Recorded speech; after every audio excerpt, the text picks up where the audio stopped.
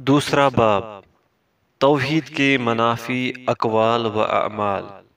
اس باب میں حسب ذیل فصلیں ہوں گی۔ فصل اول، ہتھیلی و پیالی وغیرہ پڑھ کر اور ستاروں کو دیکھ کر علم غیب کا دعویٰ کرنا۔ فصل دوم، جادو، کہانت اور علم نجوم کا پیشہ۔ فصل سوم، مقابر و مزارات پر نظر و نیاز، قربانی اور ہدیے پیش کرنا اور ان کی تعظیم۔ فصل چہارم، مجسمے اور یادگاری نشانوں کی تعظیم۔ فصل پنجم، دین کے ساتھ مذاق اور اس کے مقدسات کی توہین۔ فصل ششم، اللہ کی شریعت کے علاوہ دوسرے قوانین کے مطابق فیصلہ دینا۔ فصل ہفتم، قانون سازی اور حلال و حرام ٹھہرانے کے حق کا دعویٰ۔ فصل ہشتم، ملحدانہ تحریکوں اور جاہلی جماعتوں کی طرف انتساب کا حکم۔ فصل نہم، زندگی کے سلسلے میں مادی نقطہ نظر۔ فصل دہم، تعویذ و گنڈے اور جھاڑ پھونک۔ فصل یازدہم، غیر اللہ کی قسم، اللہ کے علاوہ مخلوق کا وسیلہ اور اس کی دہائی۔ فصل اول، ہتھیلی و پیالی وغیرہ پڑھ کر اور ستاروں کو دیکھ کر علم غیب کا دعویٰ کرنا۔ غیب کا مفہوم ماضی و مستقبل کی جو چیزیں لوگوں سے غائب و پوشیدہ ہو یا آنکھوں سے اوجھل ہو، انہیں غیب کہا جاتا ہے۔ ان کا علم صرف اللہ ہی کو ہے۔ ارشاد باری تعالیٰ ہے، قُل لَّا يَعْلَمُ مَن فِي السَّمَاوَاتِ وَالْأَرْضِ الْغَيْبَ إِلَّا اللَّهُ۔ سورۃ النمل۔ کہہ دو آسمان والوں میں سے اور زمین والوں میں سے اللہ کے سوا کوئی غیب کی باتیں نہیں جانتا۔ غیب کا علم صرف اللہ سبحانہ و تعالی کو ہے۔ حاشیہ، حضرت عائشہ رضی اللہ تعالی عنہ فرماتی ہے، جو شخص تم سے یہ کہے کہ محمد صلی اللہ علیہ وسلم نے اپنے رب کو دیکھا ہے تو اس نے جھوٹ کہا، کیونکہ اللہ تعالیٰ خود فرماتا ہے کہ آنکھیں اس کا ادراک نہیں کر سکتی۔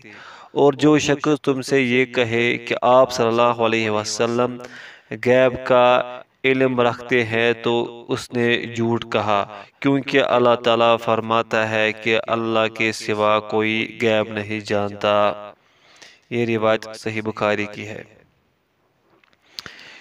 اسی طرح صحیح مسلم میں بھی یہ روایت ہے، لیکن وہ اس طرح ہے، تین باتیں ہیں جس نے ان میں سے کوئی ایک بات بھی کہی اس نے اللہ پر بہت بڑا بہتان باندھا۔ جس نے یہ گمان کیا کہ محمد صلی اللہ علیہ وسلم نے اپنے رب کو دیکھا ہے تو اس نے اللہ پر بہت بڑا بہتان باندھا۔ جس نے یہ گمان کیا کہ رسول اللہ صلی اللہ علیہ وسلم نے کتاب اللہ میں سے کچھ چھپا لیا ہے تو اس نے اللہ پر بہت بڑا بہتان باندھا۔ جس نے یہ گمان کیا کہ رسول اللہ صلی اللہ علیہ وسلم بلا وحی الہی آئندہ کل کو پیش آنے والے حالات کی خبر دیتے ہیں تو اس نے اللہ پر بہت بڑا بہتان باندھا۔ اللہ تعالیٰ فرماتے ہیں، اے محمد صلی اللہ علیہ وسلم آپ کہہ دیجئے کہ آسمان و زمین میں سے کسی کو بھی اللہ کے سوا غیب کا علم نہیں ہے۔ حاشیہ مکمل ہوا۔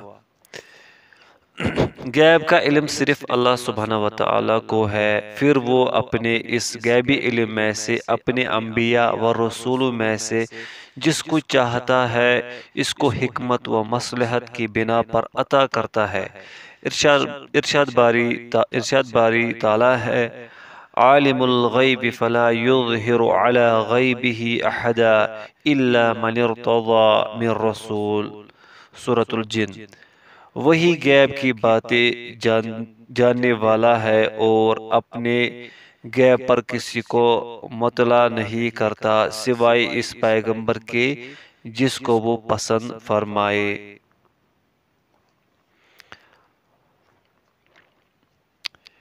یعنی غیبی امور میں سے کچھ کا علم صرف اسی کو عطا ہوتا ہے جسے اللہ تعالیٰ اپنی رسالت کے لیے چن لیتا ہے، لہذا اس چنیدہ و برگزیدہ بندہ کو وہ جتنا چاہتا ہے علم غیب میں سے عطا کرتا ہے، اس لیے کہ ایک نبی کو معجزات کے ذریعے اپنی نبوت کی دلیل پیش کرنی پڑتی ہے۔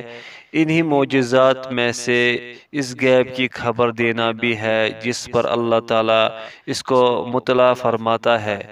اس چیز میں اللہ تعالیٰ کی فرستادہ فرشتہ و انسان دونوں برابر کے شریک ہوتے ہیں۔ قرآن و حدیث کے واضح دلائل کی بنیادوں پر کہا جا سکتا ہے کہ کوئی تیسری مخلوق اس میں شریک نہیں ہوتی، لہذا انبیاء و رسل کو چھوڑ کر اگر کسی کو کسی بھی وسیلہ و سبب کی بنا پر علم غیب کا دعویٰ ہے تو وہ جھوٹا و کافر ہے، چاہے اس کا دعویٰ ہتھیلی پڑھ کر ہو یا پیالی پڑھ کر یا پھر کہانت و جادو اور علم نجوم وغیرہ کے ذریعے۔ اس طرح کی چیزیں آج بہت سارے شعبدہ باز اور فریبی لوگوں کی طرف سے سامنے آ رہی ہے جو عموماً گمشدہ چیزوں کے بارے میں خبر دینے کی کوشش کرتے ہیں۔ بعض امراض کے غلط اسباب و علل بتاتے ہیں، عموماً جن کا کہنا ہوتا ہے فلاں نے تم کو کچھ کر دیا ہے لہذا اس کی وجہ سے تم بیمار پڑے ہو۔ ایسا جن و شیاطین کی خدمت حاصل کرنے پر بھی ہوتا ہے، لیکن لوگوں کے سامنے اس کا اظہار کرتے ہیں کہ فلاں فلاں عمل کے ذریعے یہ سب کچھ بتایا جا رہا ہے۔ اس طرح کی ساری چیزیں سراسر فریب و جھوٹ ہے۔ شیخ الاسلام ابن تیمیہ رحمۃ اللہ علیہ اس سلسلے میں فرماتے ہیں۔ ترجمہ: ہر کاہن کے پاس شیاطین میں سے ایک موکل ہوتا ہے جو اسے آسمان سے چرا کر بہت سی پوشیدہ چیزوں کے بارے میں بتا دیتا تھا، اس میں بھی وہ سچ کے ساتھ جھوٹ ملا کر بتاتا تھا۔ انہی موکل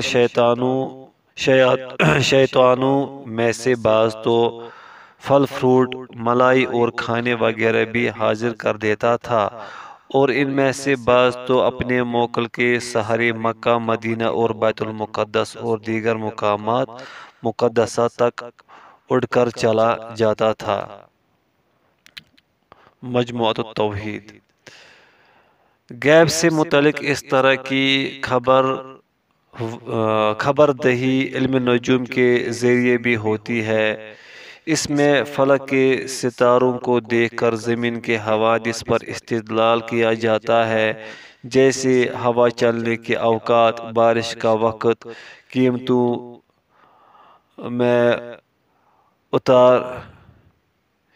میں اتار چڑھاؤ وغیرہ۔ یہ وہ چیزیں ہیں جن کے بارے میں نجومیوں کا دعویٰ ہے کہ ستاروں کی گردش، ان کی چال و رفتار، اجتماع و افتراق کو دیکھ کر معلوم کیا جا سکتا ہے۔ ان کا کہنا ہے جس نے فلاں ستارہ پر شادی کی تو اس کے ساتھ فلاں چیزیں پیش آئے گی، جس نے فلاں ستارہ کے وقت سفر کیا تو اس کو فلاں فلاں امور کا سامنا ہوگا، فلاں فلاں ستارہ کے وقت جس کے ہاں پیدائش ہوئی اس کو برکت و نحوست میں سے فلاں فلاں چیزیں حاصل ہوں گی۔ آج کل کچھ فحش رسائل و جرائد میں اس طرح کی واہیات چیزیں ستاروں اور ستاروں سے متعلق قسمت کے بارے میں خوب چھپ رہی ہے۔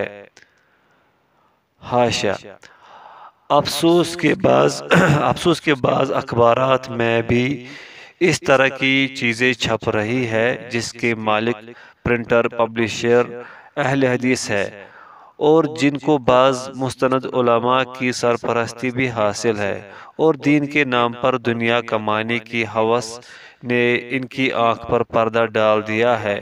ان کا خیال ہے کہ یہ سب حالات جدید ہے اور اس سے مسلک سلف کا فروغ ہو رہا ہے۔ حاشا مکمل ہوا۔ ہمارے یہاں بعض گنوار، ان پڑھ اور کمزور ایمان والے اس طرح کے نجومیوں کے پاس جاتے ہیں، ان سے اپنی زندگی کے مستقبل کے بارے میں معلومات حاصل کرتے ہیں، شادی سے متعلق بھی مستقبل کی باتیں معلوم کرنے کی کوشش کرتے ہیں، جبکہ اس سلسلے میں شریعت کا واضح بیان ہے کہ جو کوئی بھی علم غیب کا دعویٰ کرے گا یا دعویٰ کرنے والے کی تصدیق کرے گا وہ سراسر مشرک و کافر ہوگا۔ حاشیہ، آپ صلی اللہ علیہ وسلم فرماتے ہیں جو شخص کسی کاہن کے پاس گیا اور اس کی بتائی ہوئی باتوں کو صحیح سمجھا یا اپنی بیوی سے حالت حیض میں جماع کیا یا بیوی کے دبر میں جماع کیا تو وہ محمد صلی اللہ علیہ وسلم کی تعلیمات سے بے پرواہ ہے۔ حدیث کے الفاظ یہ ہے، اس کا مفہوم آپ کو بیان کیا گیا۔ ایک حدیث میں یوں ہے، جو شخص کسی عراف یا کاہن کے پاس آیا اور اس کی بتائی ہوئی باتوں کو سچ سمجھا تو اس نے محمد صلی اللہ علیہ وسلم پر اتاری گئی تعلیمات کا انکار کیا۔ حاشا مکمل ہوا۔ یعنی علم غیب کا دعویٰ کرے گا یا دعویٰ کرنے والے کی تصدیق کرے گا وہ سراسر مشرک و کافر ہوگا، اس لیے کہ اس طرح وہ اللہ تعالیٰ کی خاص صفات میں شرکت کا دعویٰ کرتا ہے۔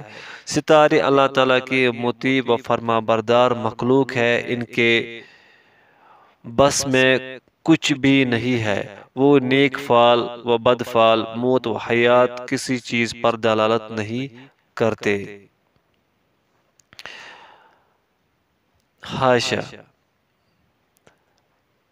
حافظ عماد الدین ابوالفداء اسماعیل بن کثیر دمشقی لکھتے ہیں، یعنی ابن کثیر لکھتے ہیں، قتادہ کہتے ہیں کہ اللہ تعالیٰ نے ستاروں کو تین مقصد کے لیے بنایا ہے: آسمان کی زینت کے لیے، رہنمائی کے لیے، شیطانوں کو مارنے کے لیے۔ جس نے ان کے بارے میں کوئی اور بات کہی اس نے اپنی جانب سے کہا اور غلط کہا، اور ایسی بات کہی جس کا اسے علم نہیں ہے۔ واقعہ یہ ہے اللہ کے احکام سے ناواقف لوگوں نے اس سے کہانت کا جال پھیلا دیا ہے۔ وہ کہتے ہیں جو فلاں فلاں ستارے کے وقت نکاح کرے گا تو یہ فائدہ اور نقصان ہوگا، اور جو اس ستارے کے وقت سفر کرے گا تو ایسا ہوگا ویسا ہوگا، جو فلاں فلاں ستارے کے وقت پیدا ہوگا تو ایسا ہوگا ایسا ہوگا۔ یعنی وہ لمبا ہوگا، ناٹا ہوگا، خوبصورت ہوگا، بدصورت ہوگا، گورا ہوگا، کالا ہوگا۔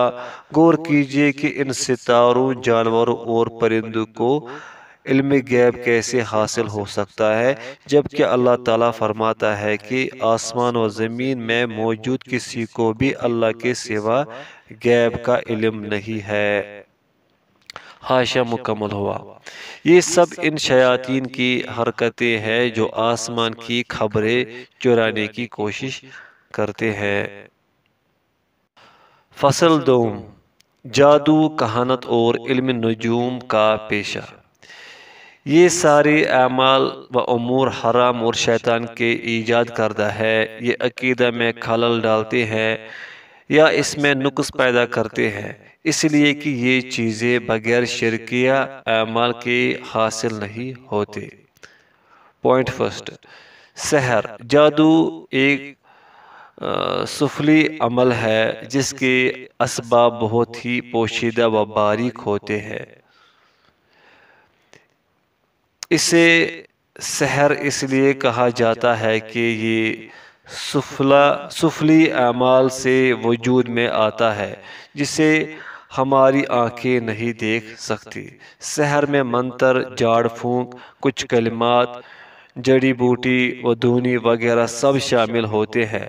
سحر کے وجود میں کوئی شک نہیں۔ بعض سحر دلوں میں اثر کرتا ہے اور بعض جسموں میں، جس کے اثر سے آدمی بیمار بھی پڑ جاتا اور بعض مر بھی جاتے ہیں۔ اس سے انسان اور اس کی بیوی کے مابین تفریق بھی کر دی جاتی ہے۔ سحر کا اثر اللہ تعالیٰ کی تقدیری و کائناتی اجازت سے ہے، یہ سراسر شیطانی عمل ہے۔ بعض لوگ تو سحر سیکھنے کے لیے شرک اور ارواح خبیثہ سے تقرب کے بہت سے مراحل طے کرتے ہیں، پھر شرک کے ذریعے ان ارواح خبیثہ کی خدمت حاصل کرتے ہیں۔ اسی لیے شریعت نے شرک کے ضمن میں اس کا تذکرہ کیا ہے۔ رسول اللہ صلی اللہ علیہ وسلم کا ارشاد گرامی ہے، 7 مہلک چیزوں سے بچو۔ لوگوں نے سوال کیا، یہ 7 چیزیں کیا ہے اے اللہ کے رسول؟ تو آپ صلی اللہ علیہ وسلم نے فرمایا، اللہ کے ساتھ کسی کو شریک کرنا اور سحر۔ صحیح بخاری و صحیح مسلم۔ اول، اس میں شیاطین کی خدمت حاصل کی جاتی ہے، شیاطین سے تعلق قائم کیا جاتا ہے۔ شیاطین کی خدمت میں ان کی محبوب و مرغوب چیزیں پیش کی جاتی ہے تاکہ وہ جادوگر کی خدمت میں لگا رہے۔ جادو شیاطین کی تعلیمات میں سے ہے۔ ارشاد باری تعالیٰ ہے، وَلَكِنَّ الشَّيَاطِينَ كَفَرُوا يُعَلِّمُونَ النَّاسَ السِّحْرَ، سورۃ البقرہ، بلکہ شیطان ہی کفر کرتے تھے، لوگوں کو جادو سکھاتے تھے۔ دوم، اس کے شرک ہونے کی دوسری دلیل یہ ہے کہ اس میں علم غیب کا دعویٰ کیا جاتا ہے اور اس میں اللہ تعالیٰ کے ساتھ شریک کار ہونے کا بھی دعویٰ ہوتا ہے، جو سراسر کفر و ضلالت ہے۔ ارشاد باری تعالیٰ ہے، وَلَقَدْ عَلِمُوا لَمَنِ اشْتَرَاهُ مَا لَهُ فِي الْآخِرَةِ مِنْ خَلَاقٍ، سورۃ البقرہ، اور وہ بالیقین جانتے ہیں کہ جو شخص ایسی چیزوں یعنی سحر اور منتر وغیرہ کا خریدار ہوگا، اس کا آخرت میں کچھ حصہ نہیں۔ جب معاملہ ایسا ہے تو اس میں کوئی شک نہیں کہ یہ سراسر کفر و شرک ہے جو عقیدے کے خلاف ہے۔ ایسی حرکتوں کے ارتکاب کرنے والے کا قتل واجب ہے، جیسے اکابر صحابہ کی ایک جماعت نے جادوگروں کو قتل کیا ہے۔ آج کل لوگ جادو اور جادوگروں کے معاملے میں سستی اور ڈھیل برتنے لگے ہیں، بلکہ اسے اب ایسا فن شمار کر لیا گیا ہے جس پر لوگ فخر کرتے ہیں، اور اصحاب فن کی ہمت افزائی کے لیے انہیں بڑے بڑے انعامات دیے جاتے ہیں اور جادوگروں کے اعزاز میں محفلیں جمتی ہیں۔ ہزاروں شائقین کو دعوت دے کر ان کی جادوگری دکھائی جاتی ہے، ان کے مابین مقابلے کرائے جاتے ہیں۔ یہ ساری حرکتیں دین سے ناواقفیت اور عقیدے کے معاملہ میں غفلت و لاپرواہی کا نتیجہ ہے، جس سے کچھ کھلاڑیوں کو دین کی مسلمات سے کھیلنے کا موقع دیا جاتا ہے۔ کاہن و نجومی کی شعبدہ بازیاں، ان دونوں میں علم غیب اور غیبی امور سے واقفیت کا دعویٰ کیا جاتا ہے، جیسے آئندہ زمین میں کیا ہونے والا ہے، پھر اس کا کیا نتیجہ نکلے گا، گمشدہ چیز کہاں ہے وغیرہ۔ ان سب امور میں شیاطین کی خدمت حاصل کی جاتی ہے، خاص طور پر ان شیاطین کی جو آسمانوں سے خبریں چراتے ہیں۔ اللہ تعالیٰ کا ارشاد ہے، هل انبئکم علی ما تنزل الشیاطین، تنزل علی کل افاک اثیم، یلقون السمع واکثرهم کاذبون، سورۃ الشعراء۔ اچھا میں تمہیں بتاؤں کہ شیطان کس پر اترتے ہیں؟ ہر جھوٹے گنہگار پر اترتے ہیں جو سنی ہوئی بات اس کے کان میں لا کر ڈال دیتے ہیں، اور وہ اکثر جھوٹے ہیں۔ یہ سب کچھ اس طرح ہوتا ہے کہ شیطان فرشتوں کی باتوں میں سے کچھ چوری چھپے سن لیتا ہے اور کاہن کے کان میں ڈال دیتا ہے، پھر کاہن اس بات میں اپنی طرف سے 100 جھوٹ ملا کر بیان کرتا ہے، پھر لوگ اس ایک سچ بات کی وجہ سے اس کی ساری جھوٹ کو سچ مان لیتے ہیں، جبکہ علم غیب کی معرفت صرف اللہ تعالیٰ کو ہے۔ لہذا کوئی اگر دعویٰ کرتا ہے کہ کہانت یا دیگر ذرائع سے وہ اس علم میں اللہ تعالیٰ کا شریک ہے یا ایسا کہنے والے کی تصدیق کرتا ہے تو وہ اللہ تعالیٰ کے لیے شریک کار کا اقرار کرتا ہے۔ خود کہانت شرک سے خالی نہیں، اس لیے کہ اس میں شیاطین کو اس کی محبوب چیزیں پیش کی جاتی ہے، یہ اللہ تعالیٰ کی ربوبیت میں شرک ہے، اس لیے کہ اس میں اللہ تعالیٰ کے علم میں مشارکت و شرکت کا دعویٰ کیا جاتا ہے، یہ اللہ تعالیٰ کی الوہیت میں بھی شرک ہے، اس لیے کہ اس میں عبادت کے ذریعے غیر اللہ کا تقرب حاصل کیا جاتا ہے۔ حضرت ابو ہریرہ رضی اللہ عنہ روایت کرتے ہیں کہ رسول اللہ صلی اللہ علیہ وسلم نے فرمایا، جو شخص کسی کاہن کے پاس آتا ہے اور اس کی باتوں کی تصدیق کرتا ہے، وہ دراصل محمد صلی اللہ علیہ وسلم پر جو کچھ اترا اس کا منکر ہے۔ ابو داؤد و مسند احمد۔ حاشیہ صحیح مسلم، احمد، بیہقی و حاکم میں ایک روایت اس طرح ہے، جو شخص کسی عراف کے پاس گیا اور اس سے غیب کی کوئی بات معلوم کی تو اس کی 40 رات کی نماز مقبول نہ ہوگی۔ حاشیہ مکمل ہوا۔ آج اس طرف توجہ دینے اور لوگوں کو متنبہ کرنے کی ضرورت ہے کہ جادوگر، کاہن اور عراف و نجومی سب کے سب آج ہمارے عقیدے سے کھیل رہے ہیں، جو اپنے آپ کو اطباء کی حیثیت سے پیش کرتے ہیں اور مریضوں کو غیر اللہ کے لیے نظر و نیاز اور قربانی کا حکم دیتے ہیں، مثلا فلاں صفت کا بکرا یا مرغا ذبح کیجیے، یا پھر مریضوں کے لیے شرکیہ طلاسم اور شیطانی تعویذ لکھتے ہیں، پھر اس کو تختیوں میں محفوظ کر کے مریضوں کی گردنوں میں لٹکاتے ہیں یا گھر کے صندوق میں رکھواتے ہیں۔ اسی طرح بعض تو غیب کی خبر دینے والے اور گمشدہ چیزوں کا پتہ بتانے والے کی حیثیت سے اپنے آپ کو ظاہر کرتے ہیں، پھر جاہل و گوار لوگ اس کے پاس آتے ہیں اور گمشدہ چیزوں سے متعلق ان سے پوچھتے ہیں، یہ انہیں ان کی خبر دیتے ہیں یا اپنے شیطانی موکلوں کے ذریعے حاضر کر دیتے ہیں۔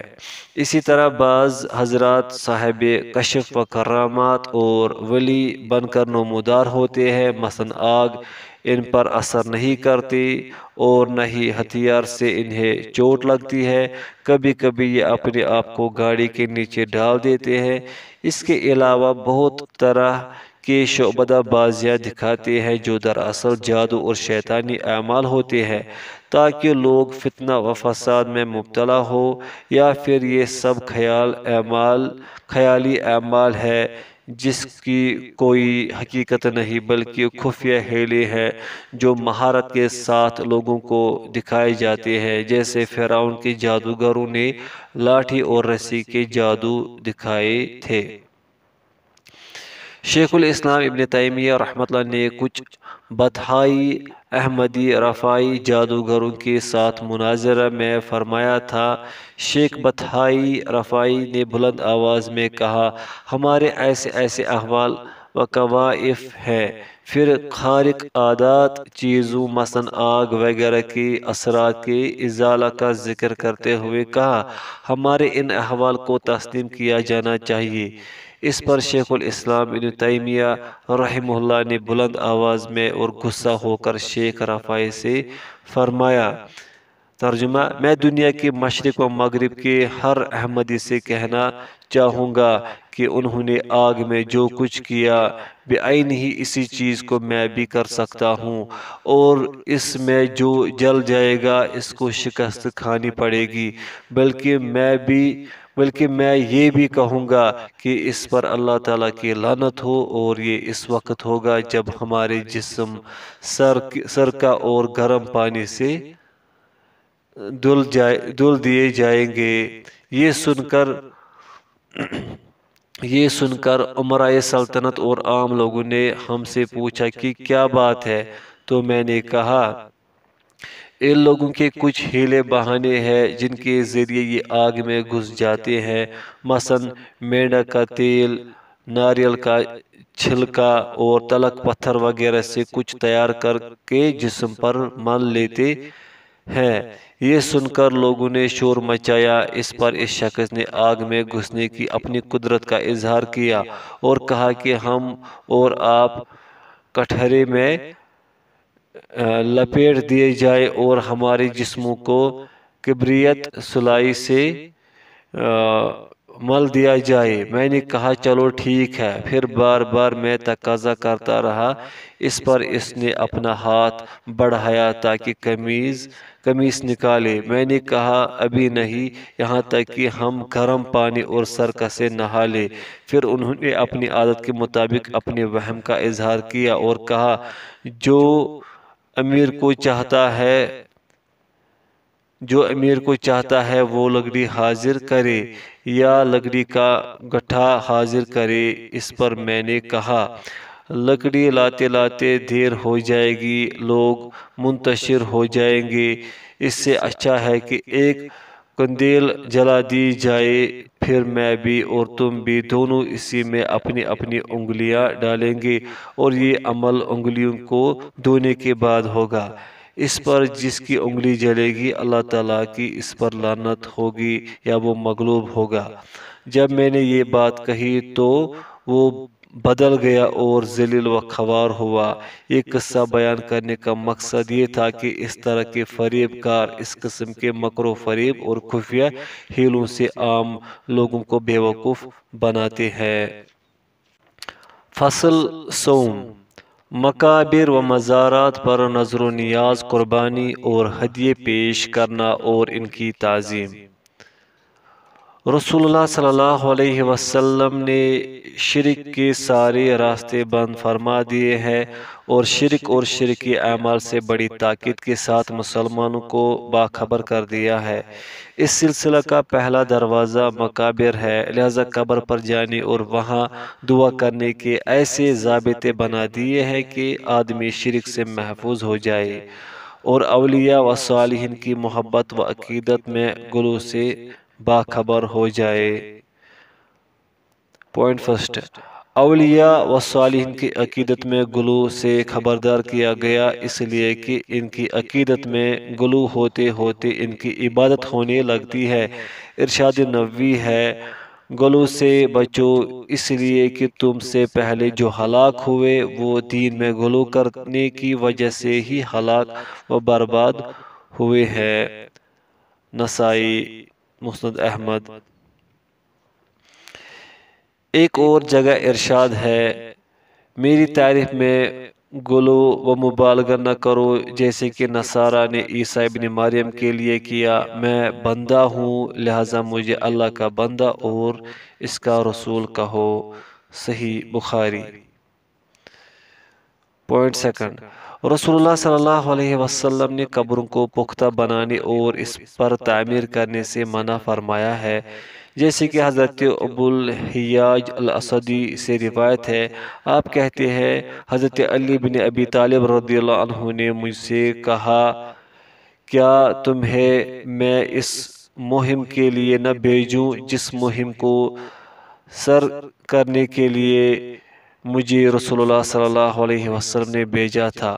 وہ یہ کہ جہاں کہیں کوئی مجسمہ نظر آئے اسے توڑ ڈالو اور جہاں بھی اونچی قبر دیکھو اس کو برابر کر دو۔ صحیح مسلم۔ اسی طرح رسول اللہ صلی اللہ علیہ وسلم نے قبروں کو پختہ بنانے اور اس پر تعمیر کرنے سے سختی کے ساتھ روکا ہے۔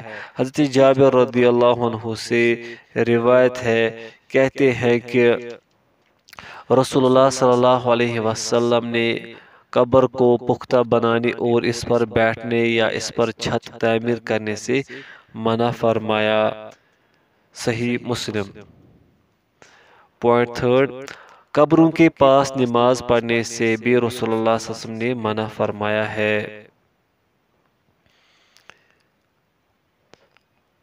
حضرت عائشہ رضی اللہ عنہ فرماتی ہے، رسول اللہ صلی اللہ علیہ وسلم جب مرض الوفات میں مبتلا ہوئے تو آپ برابر اپنی چادر منہ پر ڈالے رہتے، جب اس سے تکلیف محسوس کرتے تو کھول دیتے۔ اس حالت میں آپ نے فرمایا، یہود و نصارہ پر اللہ کی لعنت ہو کہ انہوں نے اپنی انبیاء کی قبروں کو مسجد بنا لیا۔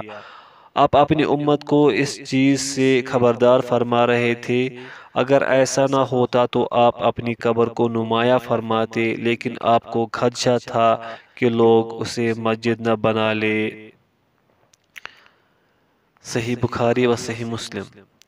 نیز فرمایا، اچھی طرح سن لو کہ تم سے پہلے کی قومیں اپنی انبیاء و صالحین کی قبروں کو مسجد بنا لیتی تھی، خبردار قبروں کو سجدگاہ نہ بنانا، میں تمہیں اس چیز سے روک رہا ہوں۔ صحیح مسلم۔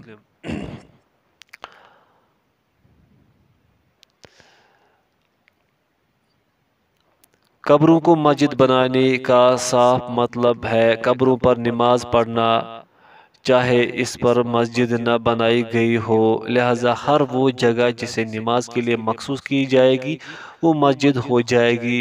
رسول اللہ صلی اللہ علیہ وسلم نے فرمایا، پوری زمین میرے لیے سجدگاہ اور پاکیزہ بنا دی گئی ہے۔ صحیح بخاری۔ اکثر لوگوں نے ان احکامات کی مخالفت کی ہے اور رسول اللہ صلی اللہ علیہ وسلم نے جن چیزوں سے روکا ہے ان کا ارتکاب کیا ہے، اس طرح وہ شرک اکبر و اعمال شرکیہ میں مبتلا ہو گئے ہیں۔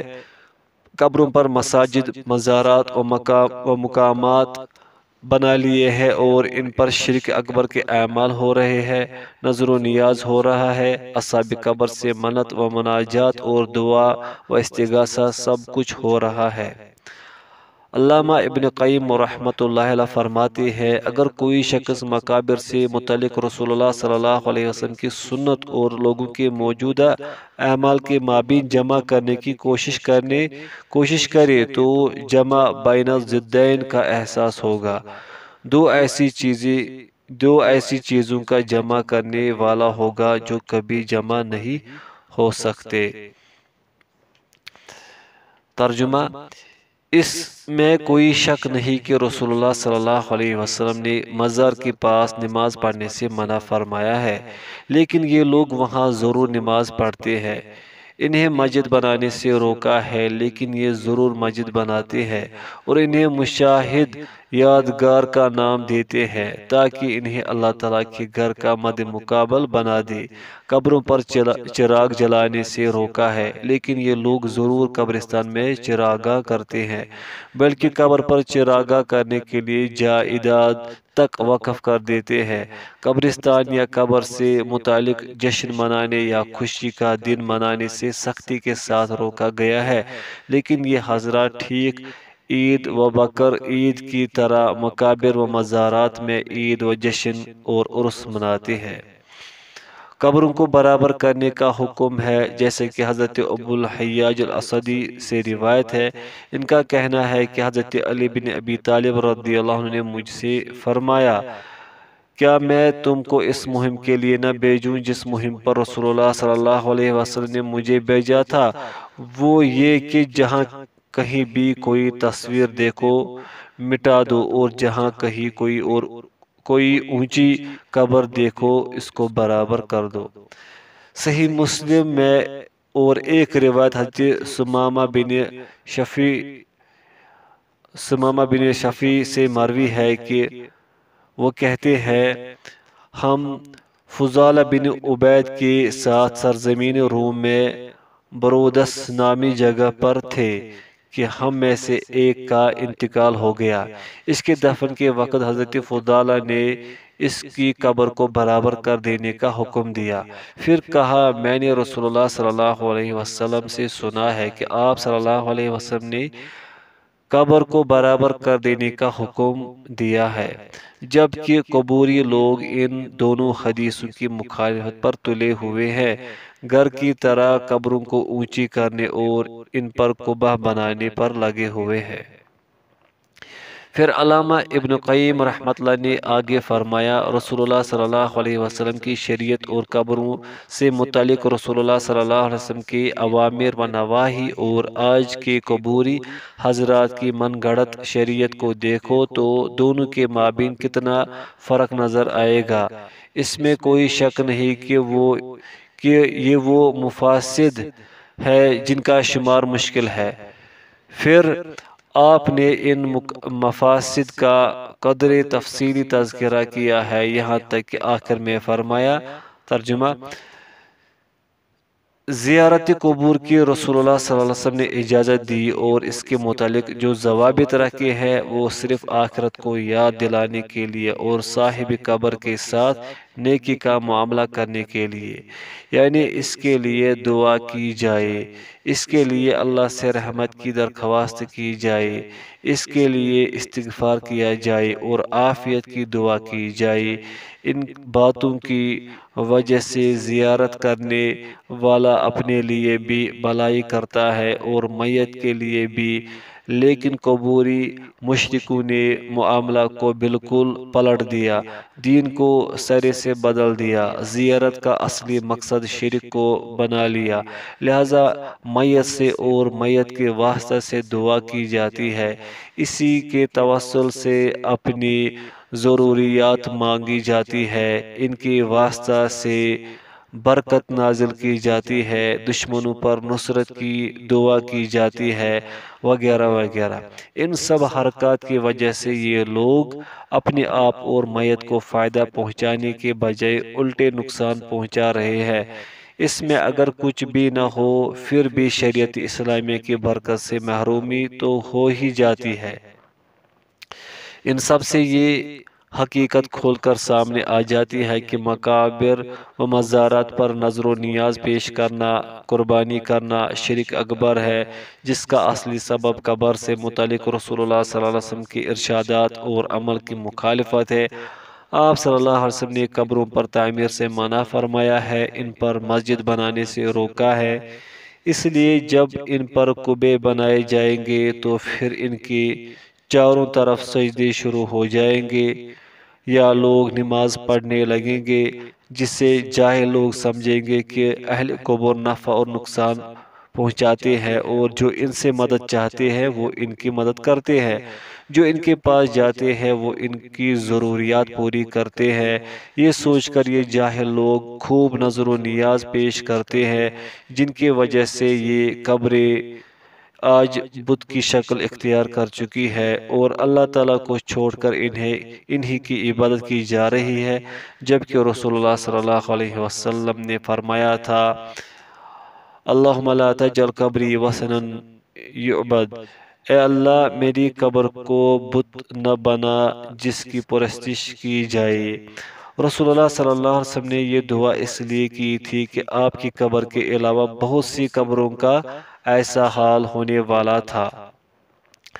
آج عالم اسلام کا جو حال ہے وہ کسی سے پوشیدہ نہیں، لیکن رسول اللہ صلی اللہ علیہ وسلم نے جو دعا کی تھی اس کی برکت سے آپ صلی اللہ علیہ وسلم کے روزہ اطہر کو اللہ تعالیٰ نے شرک کی شائبہ سے بچا رکھا ہے۔ اگرچہ آج بھی بعض جہلاء و اہل خرافات آپ صلی اللہ علیہ وسلم کی ہدایات کی مخالفت کر ڈالتے ہیں، لیکن روزہ اطہر تک نہیں پہنچ پاتے، اس لیے کہ آپ صلی اللہ علیہ وسلم کا روزہ اطہر آپ کے گھر میں ہے، وہ مسجد میں نہیں ہے، اس کے چاروں طرف دیواریں چن دی گئی ہے، جیسے کہ علامہ ابن قیم رحمۃ اللہ علیہ نے اپنی اشعار میں فرمایا، ترجمہ: رب العالمین نے آپ کی دعا قبول کر لی اور اس کو 3 دیواروں سے گھیر دیا ہے۔ فصل 4، مجسمے اور یادگار نشانیوں کی تعظیم کا حکم۔ تماثیل تمثال کی جمع ہے جس کی معنی مجسمہ کی ہے۔ اس سے مراد انسانی یا حیوانی یا دیگر ذی روح جاندار کی شکل کا مجسمہ ہے، اور نصبہ کی جمع ہے جس کی معنی نشانی، جھنڈا اور پتھر کی ہے۔ مشرکین عرب ان نشانیوں کے پاس قربانی کیا کرتے تھے۔ یادگار نشانیوں سے مراد وہ انسانی مجسمے ہیں جو مختلف میدانوں اور سڑکوں کے کنارے کسی لیڈر و عظیم شخص کی یادگار میں نصب کیے جاتے ہیں۔ رسول اللہ صلی اللہ علیہ وسلم نے جاندار کی تصویر بنانے سے منع فرمایا ہے، خاص طور پر معزز اشخاص کی، جیسے علماء کرام، شاہان عظام، زاہدان باصفا، روسائے مملکت و زعمائے اصلاح وغیرہ ہوں۔ چاہے یہ تصویر کسی تختی، کاغذ، دیوار یا کپڑے پر ہاتھ سے بنائی گئی ہو، یا پھر آج کل کے کیمرے سے یا کسی چیز پر کندہ کی گئی ہو، یا مجسمے کی شکل میں بنائی گئی ہو، ہر صورت میں یہ حرام ہے۔ اسی طرح آپ صلی اللہ علیہ وسلم نے دیوار وغیرہ پر تصویر لٹکانے، کسی جگہ مجسمہ قائم کرنے یا یادگار نشانی رکھنے سے منع فرمایا ہے، اس لیے کہ یہ شرک کا ذریعہ بنتا ہے۔ پہلا شرک جو اس سرزمین میں واقع ہوا ہے وہ تصویر اور مجسمہ نصب کرنے کی وجہ سے ہوا ہے۔ وہ اس طرح کہ نوح علیہ السلام کی قوم میں کچھ نیک لوگ تھے، جب ان کا انتقال ہوا تو لوگوں کو بڑا غم ہوا، لہذا شیاطین نے ان کے دل میں یہ بات ڈال دی کہ وہ جہاں بیٹھا کرتے تھے وہاں ان کے مجسمے نصب کر دو اور ان پر ان کا نام لکھ دو۔ لہذا انہوں نے ایسا ہی کیا، لیکن وہ مجسمے اس وقت پوجے نہیں گئے تھے، یہاں تک کہ جب وہ نسل ختم ہو گئی اور لوگ ان نشانیوں کی حقیقت کو بھول گئے تو ان کی پرستش شروع ہو گئی۔ حاشیہ: حضرت عبداللہ بن عباس نے بیان کیا ہے کہ جو بت قوم نوح میں پوجے جاتے تھے بعد میں وہی عرب میں پوجے جانے لگے۔ ود دومت الجندل میں بنی کلب کا بت تھا، سوا بنی حذیل کا، یغوث مراد کا، اور مراد کی شاخ بنی غطیف کا جو وادی جرف میں قوم سبا کے پاس رہتے تھے۔ یعوق بنی حمدان کا بت تھا۔ نصر حمیر کا بت تھا جو ذوالقلع کی آل میں سے تھے۔ یہ پانچوں حضرت نوح علیہ السلام کی قوم کے نیک لوگوں کے نام تھے۔ جب ان کی موت ہو گئی تو شیطان نے ان کے دل میں ڈالا کہ اپنی مجلسوں میں جہاں وہ بیٹھتے تھے ان کے بت قائم کر لے، اور ان بتوں کے نام اپنے نیک لوگوں کے نام پر رکھ لے۔ چنانچہ ان لوگوں نے ایسا ہی کیا۔ اس وقت ان بتوں کی پوجا نہیں ہوتی تھی، لیکن جب وہ لوگ بھی مر گئے جنہوں نے بت قائم کیے تھے اور علم لوگوں میں نہ رہا تو ان کی پوجا ہونے لگی۔ حاشیہ مکمل ہوا۔ ان کی پرستش شروع ہو گئی۔ پھر جب اللہ تعالیٰ نے حضرت نوح علیہ السلام کو بھیجا اور انہوں نے لوگوں کو ان مجسموں کی وجہ سے ظاہر ہونے والے شرک سے روکا تو لوگوں نے ان کی دعوت قبول کرنے سے انکار کر دیا اور انہیں نصب کردہ مجسموں کی عبادت پر مصر رہے جو بعد میں بت بن گئے۔ آیت کریمہ ہے وَقَالُوا لَا تَذَرُنَّ آلِهَتَكُمْ وَلَا تَذَرُنَّ وَدًّا وَلَا سُوَاعًا وَلَا يَغُوثَ وَيَعُوقَ وَنَسْرًا۔ سورہ نوح۔ اور کہنے لگے اپنے معبودوں کو ہرگز نہ چھوڑنا، اور ود اور سوا اور یغوث اور یعوق اور نصر کو کبھی ترک نہ کرنا۔ یہ سب ان لوگوں کے نام ہیں جن کے مجسمے بنائے گئے تھے تاکہ ان کی یادگار باقی رہے اور لوگوں کے دلوں میں ان کی عظمت قائم رہے۔ ہمیں عبرت کی نگاہ سے دیکھنا چاہیے کہ آخرکار ان مجسموں کو نصب کرنے کا انجام کیا ہوا۔ لوگ شرک میں مبتلا ہو گئے، اللہ تعالیٰ کی انبیاء و رسولوں کی نافرمانی کی، جس کے سبب وہ طوفان سے ہلاک ہو گئے۔ اللہ تعالیٰ اور خلق اللہ کے نزدیک معتوب و مغضوب ہوئے۔ اس نتیجے سے تصویر کھنچوانے اور مجسمے نصب کرنے کی خطرناکی کو معلوم کیا جا سکتا ہے۔ اسی لیے نبی اکرم صلی اللہ علیہ وسلم نے تصویر کھینچنے والوں یا بنانے والوں پر لعنت بھیجی ہے۔ صحیح بخاری۔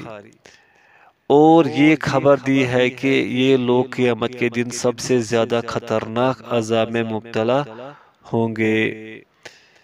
لہذا آپ صلی اللہ علیہ وسلم نے تصویروں کو مٹانے کا حکم اور یہ خبر دی کہ فرشتے اس گھر میں داخل نہیں ہوتے جس میں تصویر ہوتی ہے، اور یہ سب کچھ تصویر کی خطرناکی اور اس کے فتنہ و فساد اور امت مسلمہ کے عقیدے میں اس سے بگاڑ پیدا ہونے کی وجہ سے ہے۔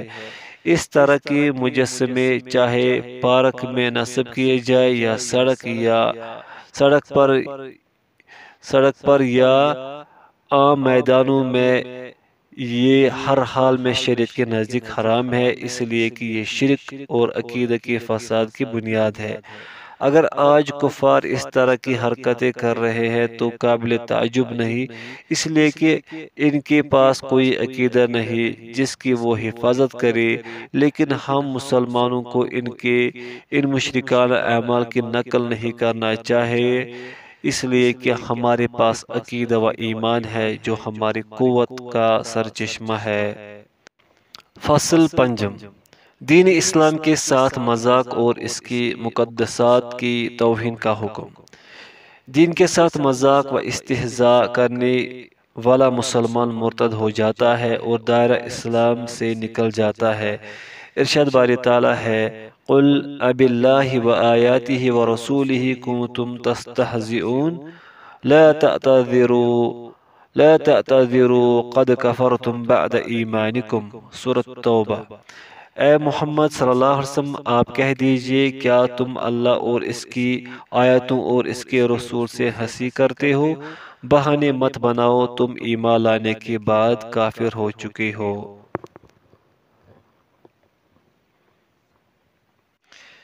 اس آیت کریمہ سے صاف واضح ہے کہ اللہ تعالیٰ کے ساتھ مذاق کفر ہے، رسول اللہ صلی اللہ علیہ وسلم کے ساتھ مذاق کفر ہے، اللہ تعالیٰ کی آیتوں اور نشانیوں کے ساتھ مذاق کفر ہے۔ جو شخص بھی ان امور میں سے کسی ایک کے ساتھ مذاق کرے گا، وہ مذکورہ بالا تمام امور کے ساتھ مذاق کرنے والا شمار کیا جائے گا۔ منافقوں کا ریکارڈ ہی یہی تھا کہ وہ رسول اللہ صلی اللہ علیہ وسلم اور صحابہ کرام کے ساتھ مذاق کیا کرتے تھے، جن کی وجہ سے یہ آیت کریمہ اتری، اس لیے کہ ان امور کے ساتھ مذاق ایک دوسرے کے ساتھ لازم و ملزوم ہے۔ لہذا جو لوگ توحید باری تعالیٰ کو مذاق بناتے ہیں اور اللہ تعالیٰ کے علاوہ دیگر مردوں کو پکارنے کو عظمت کی نگاہ سے دیکھتے ہیں، اور جب توحید کا حکم دیا جاتا ہے اور شرک سے روکا جاتا ہے تو اس کا مذاق اڑاتے ہیں۔ اللہ تعالیٰ کا ارشاد گرامی ہے، وَإِذَا رَأَوْكَ إِن يَتَّخِذُونَكَ إِلَّا هُزُوًا أَهَذَا الَّذِي بَعَثَ اللَّهُ رَسُولًا إِن كَادَ لِيُضِلُّنَا عَنْ آلِهَتِنَا لَوْلَا أَن صَبَرْنَا عَلَيْهَا۔ سورۃ الفرقان۔ اور یہ لوگ جب تم کو دیکھتے ہیں تو تمہاری ہنسی اڑاتے ہیں کہ کیا یہی وہ شخص ہے جس کو اللہ نے پیغمبر بنا کر بھیجا ہے، اور تو کہیے کہ ہم جمے رہے، ورنہ انہوں نے تو ہمیں ہماری معبودوں سے بہکا دینے میں کوئی کسر نہیں چھوڑی تھی۔ لہذا رسول اللہ صلی اللہ علیہ وسلم نے جب انہیں شرک سے منع فرمایا تو وہ رسول اللہ صلی اللہ علیہ وسلم کا مذاق اڑانے لگے۔ اس زمانے سے لے کر آج تک مشرکین برابر انبیاء کرام کی عیب جوئی کرتے رہتے ہیں، انہیں بے وقوف، گمراہ، پاگل کے القاب سے نوازتے رہتے ہیں، اور یہ صرف اس لیے کہ وہ انہیں توحید کی دعوت دیتے ہیں۔ دراصل ان کے دلوں میں شرک کی عظمت بیٹھی ہوئی ہے۔ اسی طرح ان لوگوں میں جو مشرکین سے قریب ہے یہی چیز پاؤ گے۔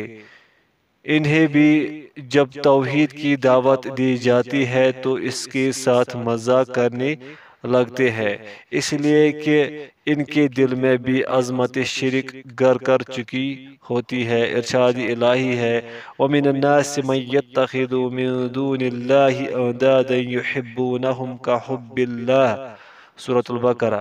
اور بعض لوگ ایسے بھی ہیں جو اوروں کو اللہ کا شریک ٹھہرا کر ان سے ایسی محبت رکھتے ہیں جیسی محبت اللہ سے ہونی چاہیے۔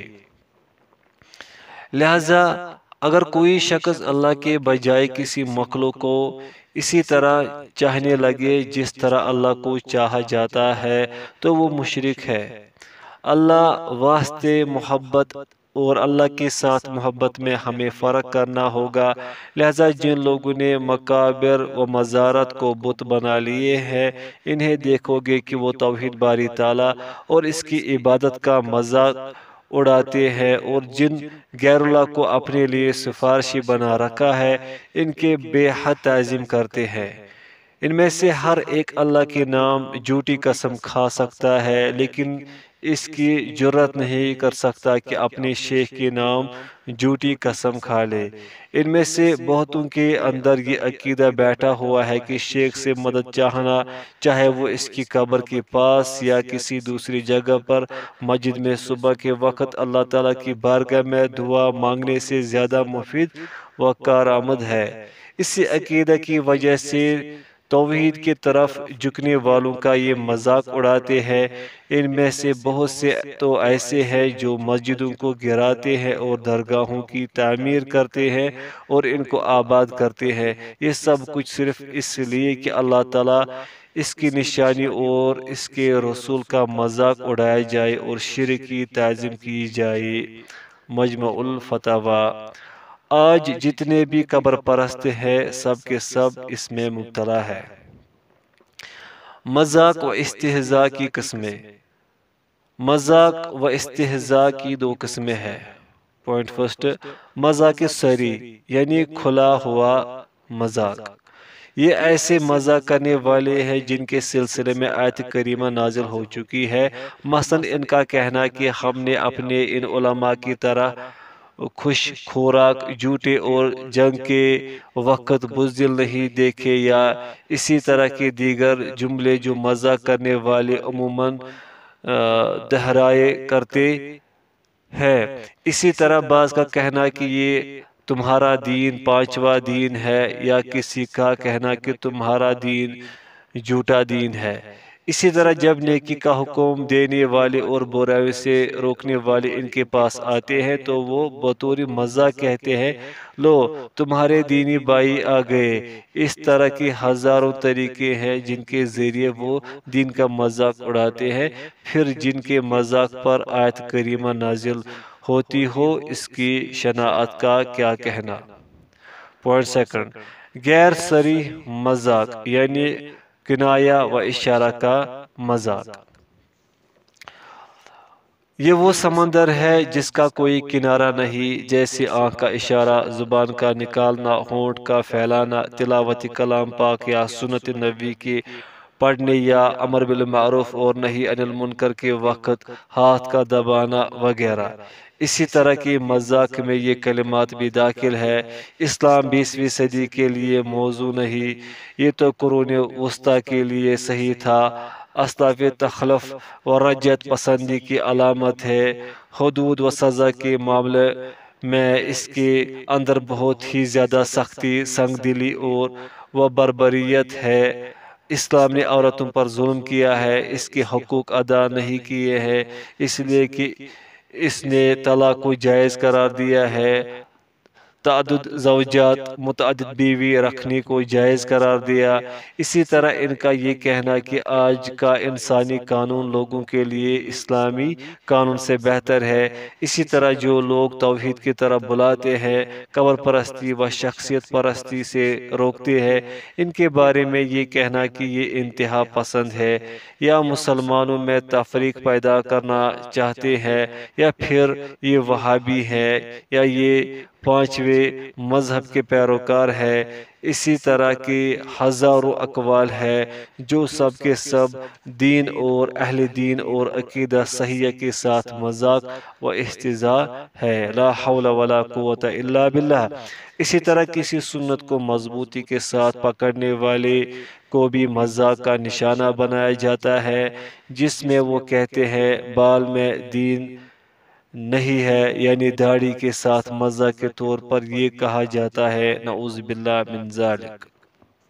فصل ششم، اللہ کی شریعت کے علاوہ دوسرے قوانین کے مطابق فیصلہ دینا۔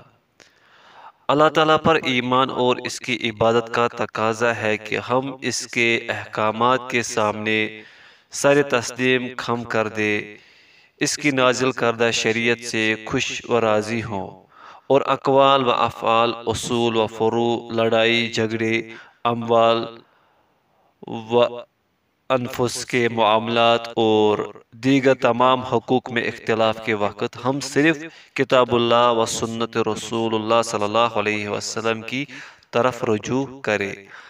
اللہ تعالیٰ ہی حاکم اعلیٰ ہے اور فیصلہ کے وقت اسی کی طرف رجوع کرنا چاہیے، لہذا احکام و شاہان مملکت کو بھی چاہیے کہ اللہ تعالیٰ نے اپنی کتاب میں جو حکم نازل فرمایا ہے اور رسول اللہ صلی اللہ علیہ وسلم نے اپنی سنت میں جو کچھ فرمایا ہے اسی کے مطابق فیصلہ کرے۔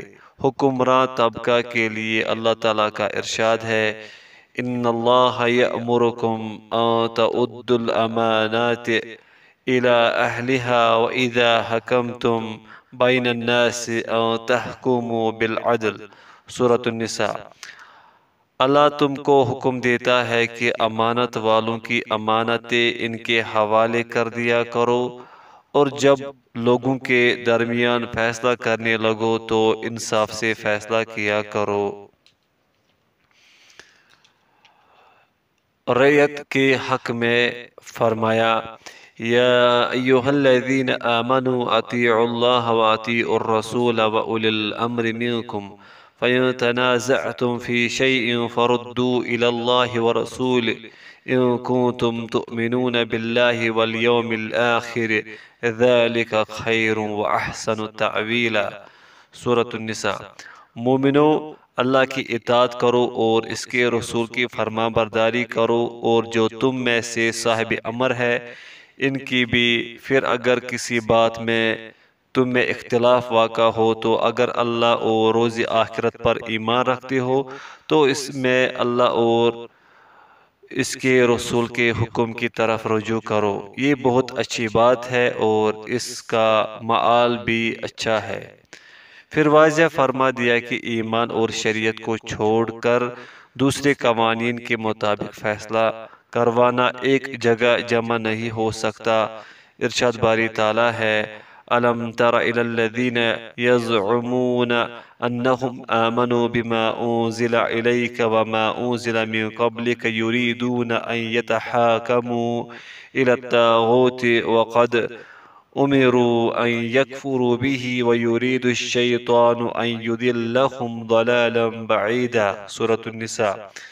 کیا تم نے ان لوگوں کو نہیں دیکھا جو دعویٰ تو یہ کرتے ہیں کہ جو کتاب تم پر نازل ہوئی اور جو کتابیں تم سے پہلے نازل ہوئی ان سب پر ایمان رکھتے ہیں، اور چاہتے یہ ہے کہ اپنا مقدمہ غیر اللہ کے پاس لے جا کر فیصلہ کرائے، حالانکہ ان کو حکم دیا گیا ہے کہ شیطان کا انکار کرے، اور شیطان تو یہ چاہتا ہے کہ ان کو بہکا کر راستے سے دور ڈال دے۔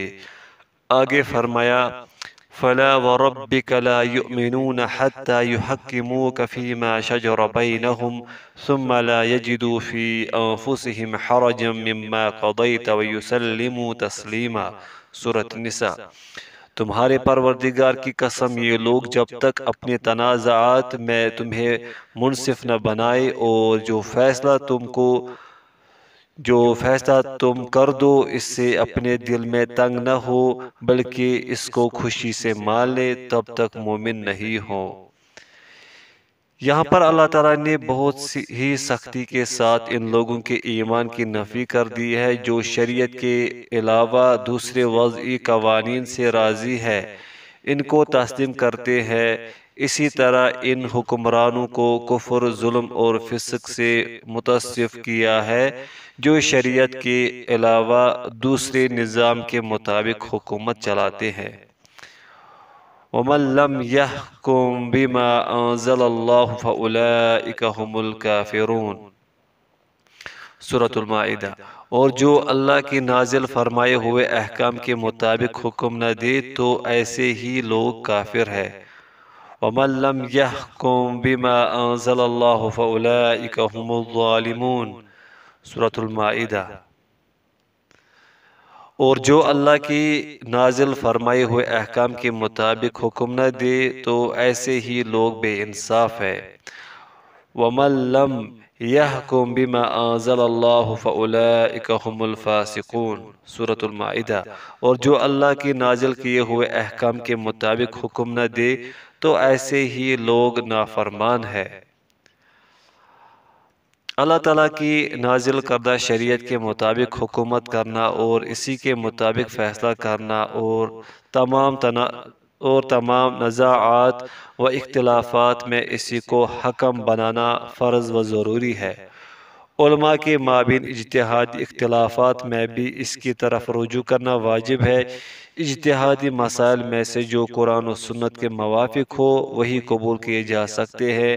اس سلسلے میں کسی طرح کا تعصب اور کسی امام یا مذہب کی طرف داری قابل قبول نہ ہوگی۔ اس طرح پرسنل لا ہی میں نہیں جیسا کہ بعض ممالک میں رائج ہے، بلکہ تمام حقوق، مسائل و مشکلات اور مقدمات میں اسی کے مطابق فیصلہ کرنا ہوگا، اس لیے کہ اسلام ایک ایسی مکمل اکائی ہے جس کو الگ الگ نہیں کیا جا سکتا ہے۔ اللہ تعالیٰ کا ارشاد ہے، یا ایھا الذین آمنوا ادخلوا فی السلم کافہ۔ سورۃ البقرہ۔ مومنو، اسلام میں پورے داخل ہو جاؤ۔ ایک اور جگہ ارشاد ہے، افتؤمنون ببعض الکتاب وتکفرون ببعض۔ سورۃ البقرہ۔ کیا بات ہے کہ تم کتاب اللہ کے بعض احکام تو مانتے ہو اور بعض سے انکار کرتے ہو۔ اسی طرح تمام مذاہب کے متبعین پر ضروری ہے کہ اپنے ائمہ کے اقوال کو کتاب و سنت کی کسوٹی پر رکھ کر پرکھے۔ جو کتاب و سنت کے موافق ہو انہیں لے لے اور جو کتاب و سنت کے مخالف ہو انہیں بلا کسی تعصب و طرفداری کے رد کر دے، خاص طور پر عقیدہ کی چیزوں میں، اس لیے کہ خود ائمہ کرام رحمہم اللہ نے اس کی وصیت کی ہے اور تمام مذاہب کے ائمہ نے یہی کیا ہے، لہذا آج جو ان کی مخالفت کرے گا وہ ان کا پیروکار نہیں ہو سکتا، چاہے ان کی نسبت ان کی طرف کیوں نہ ہو۔ ایسے لوگوں کے بارے میں اللہ تعالیٰ نے فرمایا ہے، اتخذوا احبارهم ورهبانهم اربابا من دون اللہ والمسیح ابن مریم۔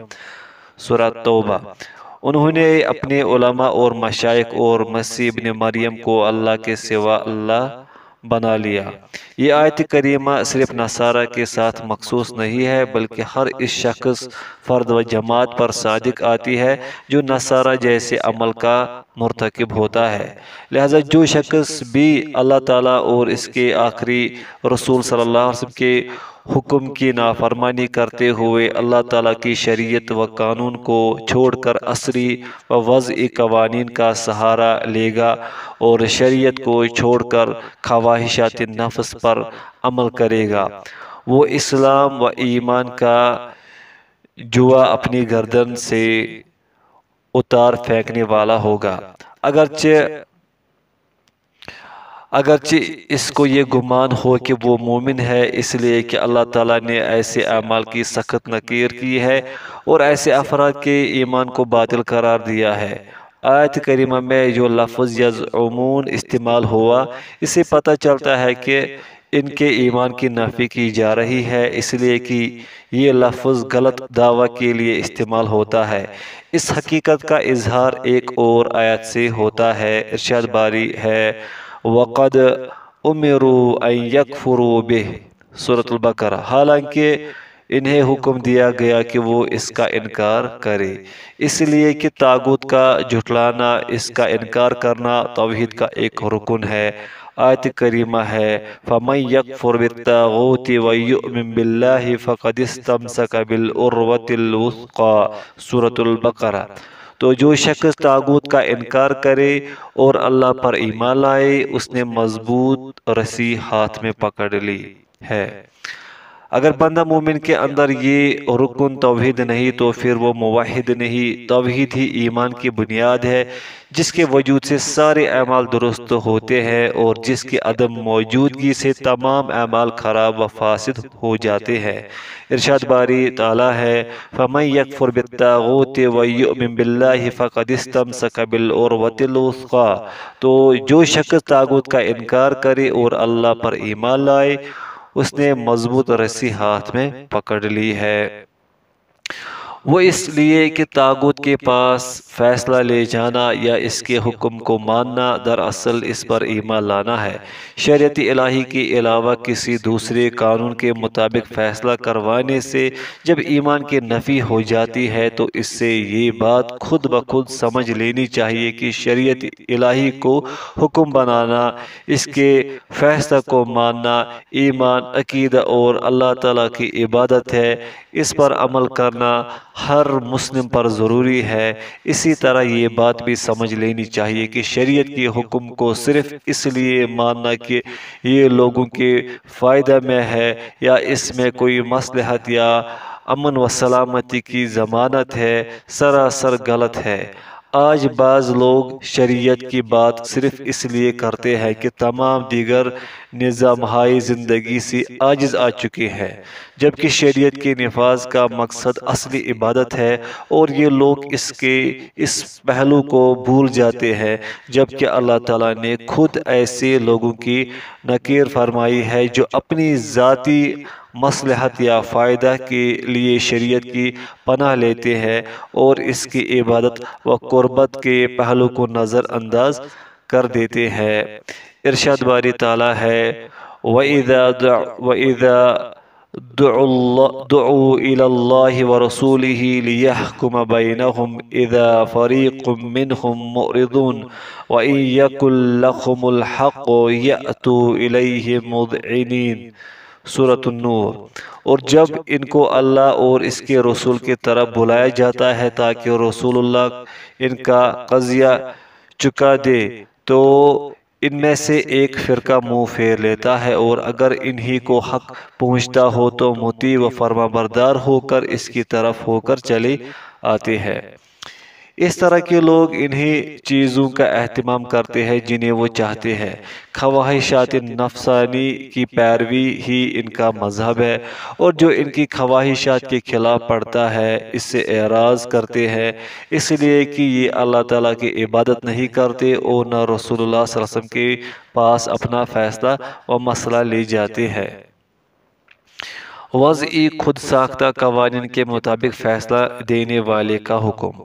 ارشاد باری تعالیٰ ہے وَمَن لَّمْ يَحْكُم بِمَا أَنزَلَ اللَّهُ فَأُولَٰئِكَ هُمُ الْكَافِرُونَ، سورۃ المائدہ۔ اور جو اللہ کے نازل فرمائے ہوئے احکام کے مطابق حکم نہ دے تو ایسے ہی لوگ کافر ہیں۔ اس آیت کریمہ میں صاف طور پر واضح کر دیا گیا ہے کہ اللہ تعالیٰ کی نازل کردہ شریعت کے علاوہ کسی دوسرے نظام یا قانون کے حکم کو ماننا سراسر کفر ہے، اور یہ کفر کبھی تو کفر اکبر ہوتا ہے جس سے انسان دائرہ ملت اسلامیہ سے خارج ہو جاتا ہے، اور کبھی کفر اصغر ہوتا ہے جس سے انسان دائرہ ملت اسلامیہ سے خارج نہیں ہوتا۔ اب اس کا فیصلہ کہ اس نے کفر اکبر کا ارتکاب کیا ہے یا کفر اصغر کا، اس کی حالت کو دیکھ کر کیا جائے گا اس کی حالت کو دیکھ کر کیا جائے گا پھر سے پڑھیں گے، اس کی حالت کو دیکھ کر کیا جائے گا۔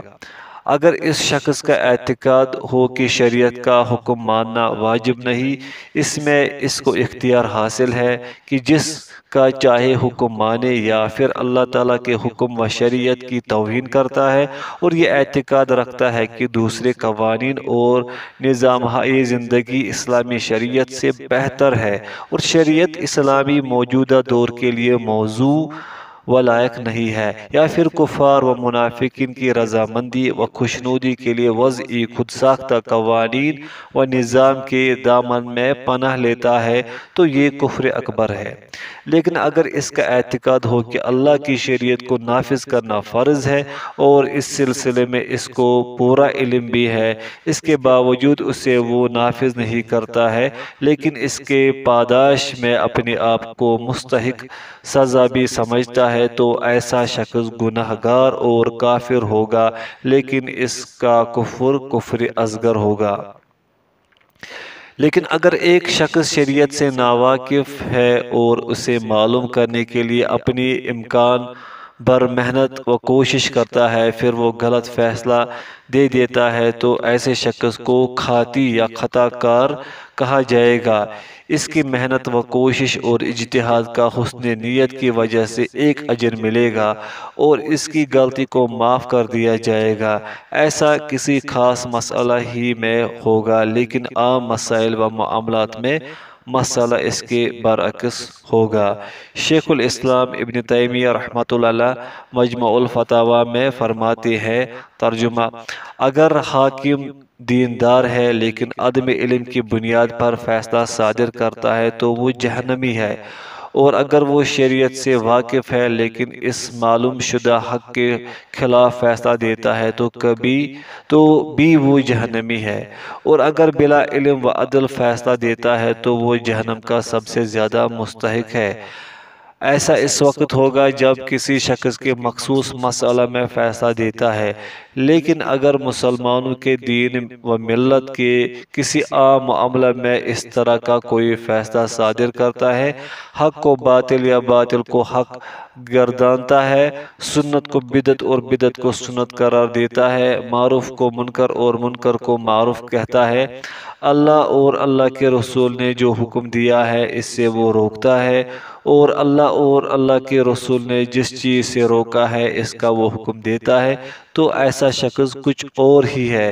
اس کے سلسلے میں رب العالمین ہی بہتر فیصلہ کرے گا، جو الہ المرسلین مالک یوم الدین ہے، اور دنیا و آخرت کی تمام تعریفیں جس کے لیے زیبا ہے۔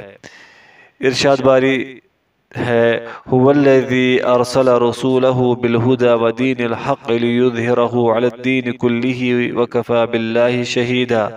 سورۃ الفتح۔ وہی ہے جس نے اپنے پیغمبر کو ہدایت کی کتاب اور دین حق دے کر بھیجا تاکہ اس کو تمام دینوں پر غالب کرے، اور حق ظاہر کرنے کے لیے اللہ ہی کافی ہے۔ اس میں کوئی شک نہیں، جس شخص کا یہ اعتقاد ہو کہ شریعت کے مطابق فیصلہ اور اس کی پیروی واجب نہیں، وہ کافر ہے۔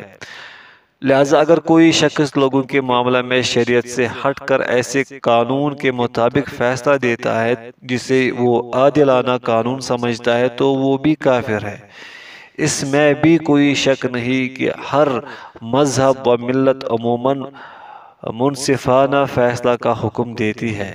کبھی یہ عدل و انصاف کسی دین میں موجود ہوتا ہے اور اس دین کے اکابر اسی کا حکم دیتے ہیں، اور کبھی ایسا بھی ہوتا ہے کہ اسلام کی طرف انتساب کرنے والے مسلمان اپنی عادات کے مطابق فیصلہ کرتے ہیں، یعنی اپنے آبا و اجداد کے فیصلوں کو دیکھ کر ویسا ہی فیصلہ کر دیتے ہیں۔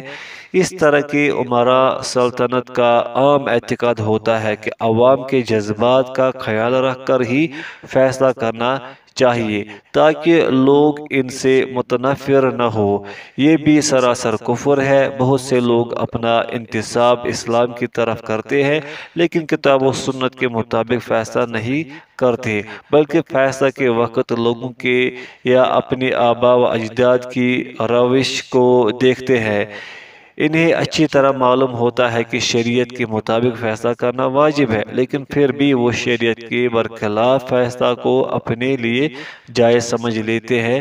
ایسے لوگ بھی کافر ہیں۔ فصل ہفتم، قانون سازی اور حلال و حرام ٹھہرانے کے حق کا دعویٰ۔ ان احکام و قوانین کو وضع کرنے کا حق صرف اللہ تعالیٰ کو ہے، جن پر بندوں کی صلاح و فلاح کا دار و مدار ہے، اور ان کی عبادات، معاملات اور زندگی کے تمام شعبے جن کے مطابق چلتے ہیں، اور جن کے ذریعہ بندوں کے آپسی لڑائی جھگڑے اور تنازعات کے فیصلے کیے جاتے ہیں۔ ارشاد باری تعالیٰ ہے، الا لہ الخلق والامر تبارک اللہ رب العالمین، سورۃ الاعراف۔ دیکھو سب مخلوق اسی کی ہے اور حکم بھی اسی کا ہے، یہ اللہ رب العالمین بڑی برکت والا ہے۔ چونکہ وہی جانتا ہے کہ اپنے بندہ کے لیے کیا چیز مفید ہے، لہذا اسی کے مطابق وہ ان کے لیے احکام وضع کرتا ہے، اور چونکہ وہ سب کا رب ہے اس لیے رب ہونے کے ناطے قانون سازی کا حق بھی اسی کو پہنچتا ہے، اور چونکہ تمام بندے اس کے بندے و غلام ہیں اس لیے ان کے لیے اللہ تعالیٰ کے احکام کی بجا آوری ضروری ہے۔ اس کے احکامات کی پیروی کا پورا فائدہ انہی کی طرف لوٹتا ہے۔ اللہ تعالیٰ کا ارشاد گرامی ہے، فَإِن تَنَازَعْتُمْ فِي شَيْءٍ فَرُدُّوهُ إِلَى اللَّهِ وَرَسُولِهِ إِن كُنتُمْ تُؤْمِنُونَ بِاللَّهِ وَالْيَوْمِ الْآخِرِ ذَلِكَ خَيْرٌ وَأَحْسَنُ تَأْوِيلًا۔ اگر کسی بات میں تم میں اختلاف واقع ہو تو اگر اللہ اور روز آخرت پر ایمان رکھتے ہو تو اس میں اللہ اور اس کے رسول کے حکم کی طرف رجوع کرو، یہ بہت اچھی بات ہے اور اس کا معال بھی اچھا ہے۔ اور ایک جگہ ارشاد ہے، وَمَا اخْتَلَفْتُمْ فِيهِ مِنْ شَيْءٍ فَحُكْمُهُ إِلَى اللَّهِ ذَلِكُمُ اللَّهُ رَبِّي، سورۃ الشورى۔ تم جس بات میں اختلاف کرتے ہو اس کا فیصلہ اللہ کی طرف سے ہوگا، یہی اللہ میرا پروردگار ہے۔ اللہ تعالیٰ نے اس کی سخت نکیر فرمائی، بندہ اللہ تعالیٰ کے علاوہ کسی اور کو قانون ساز مانے۔ ارشاد باری ہے، ام لہم شرکاء شرعوا لہم من الدین ما لم یأذن بہ اللہ، سورۃ الشورى۔ کیا ان کے وہ شریک ہے جنہوں نے ان کے لیے ایسا دین مقرر کیا ہے جس کا اللہ نے حکم نہیں دیا؟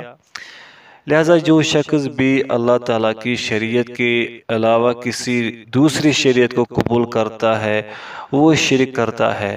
عبادات میں سے جو عبادات اللہ اور اللہ کے رسول کی طرف سے مشروع نہیں وہ بدعت ہے، اور ہر بدعت گمراہی ہے۔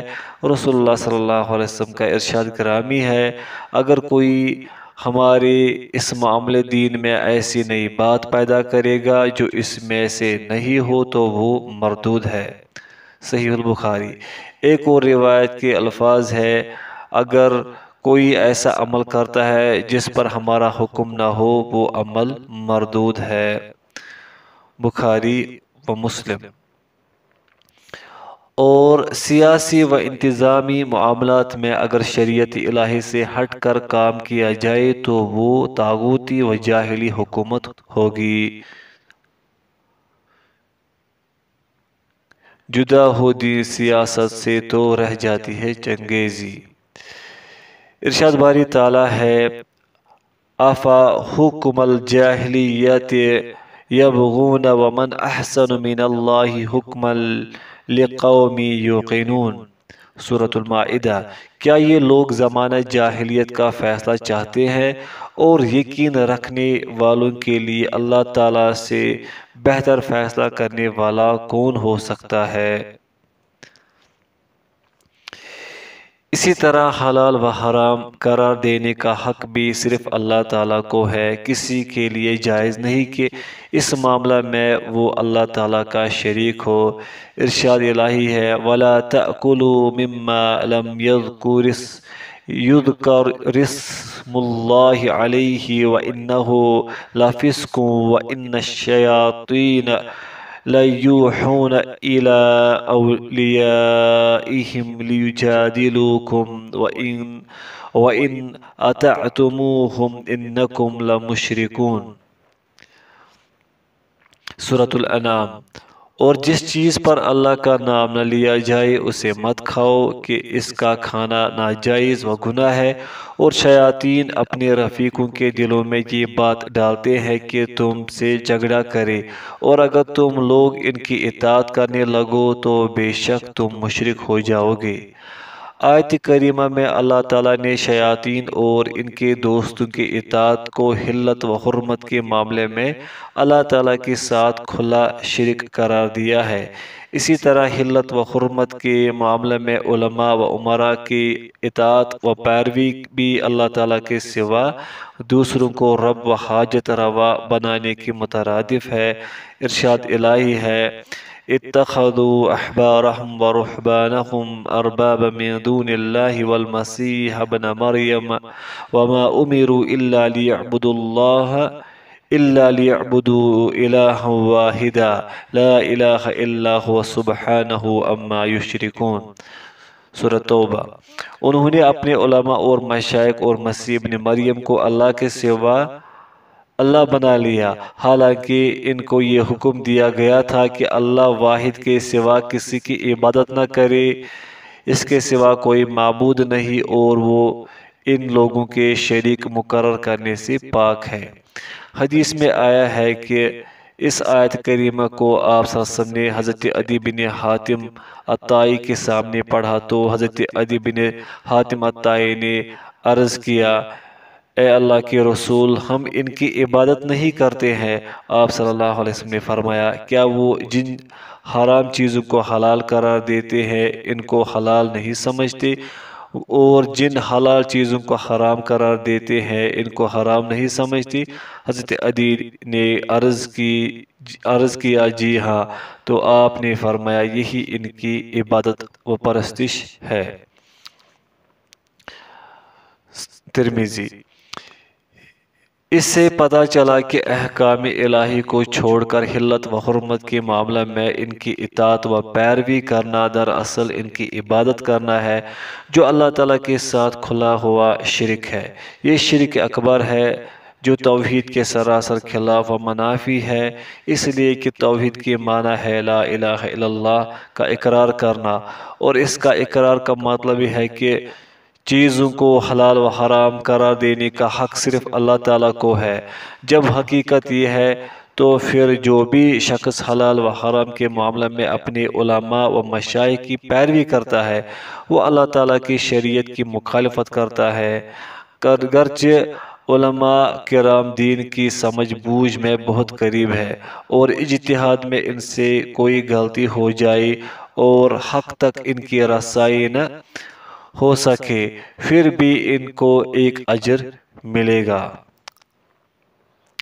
ان سب کے باوجود ان کی اطاعت و پیروی جب جائز نہیں تو پھر ان خود ساختہ وضعی قوانین کی پیروی کیسے جائز ہوگی جو کفار و ملحدین کے وضع کردہ ہے، جو باہر سے منگائے گئے ہے اور عالم اسلام اور وہاں کے مسلم عوام پر زبردستی تھوپے گئے ہیں۔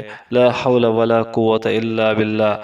اس طرح تو اللہ تعالیٰ کے بجائے کفار و ملحدین کو ارباب من دون اللہ کے سوا غیر کو رب بنانا بنایا جاتا ہے جو ان کے لیے احکام و قوانین وضع کرتے ہیں، حرام چیزوں کو حلال قرار دیتے ہیں اور بندوں پر حکومت کرتے ہیں۔